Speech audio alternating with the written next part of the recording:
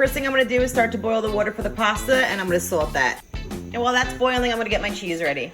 Great, 1 whole 8 ounce of Monterey Jack, Munster cheese, and cheddar cheese. I think it's really important to make sure that you grate your own cheese. It melts better, it just is better instead of getting the bag of the shredded kind. I'm gonna take this cheese and put it in the bowl now. And now I'm gonna take that cheese and put it in my bowl. I think the next one I'm probably gonna grate right in the bowl to save myself the transfer process. Now the Munster is grated. Definitely a lot easier doing it in the bowl, so noted for next time. Now we're gonna cut 8 ounces of Velveeta cheese. I know some people are triggered that I said Velveeta is cheese, but it's okay. So I'm gonna cut the Velveeta cheese, or Velveeta, whatever, into cubes. And I'm gonna cut the butter. This is 4 tablespoons of butter that I'm gonna cut up also, because I'm gonna put the Velveeta and the butter in together. Okay, so I'm just gonna cut that up. All right, now we wait for the water to boil.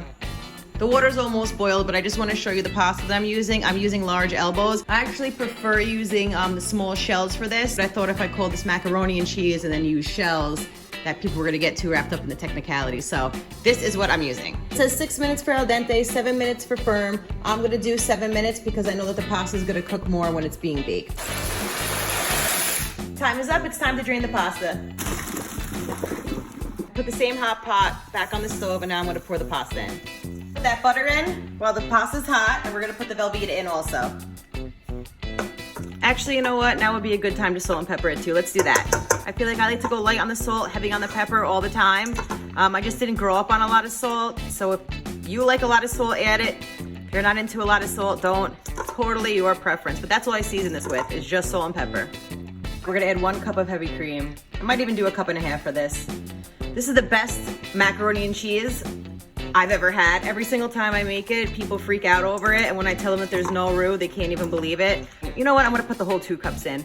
And plus, if you don't really cook a lot and you wanna make an awesome macaroni and cheese, that roux can sound intimidating. I mix all this together. Some of the Velveeta didn't melt. That's okay, because we're gonna bake this. Let's toss this cheese together because we're gonna add it to the macaroni and cheese, but we're gonna leave some for the topping. Now let's add our cheese in. Stir this in. Okay, everything is nice and evenly incorporated now. I'm gonna move it to a baking dish. Put the pasta into an ungreased baking dish. Spread that around. I put that cheese on top. I just put this in the oven. It's preheated to 350 degrees, and I'm gonna bake it for about a half hour. So this is after a half hour. And I think that that is perfectly done. The edges are bubbling, but it's not overcooked. This is it.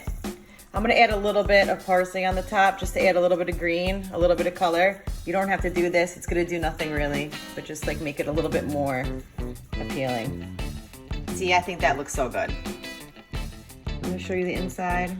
It's the best macaroni and cheese ever. Like I told you, you don't need a roux. It's creamy, it's cheesy, it's awesome. So I hope you guys really like this one.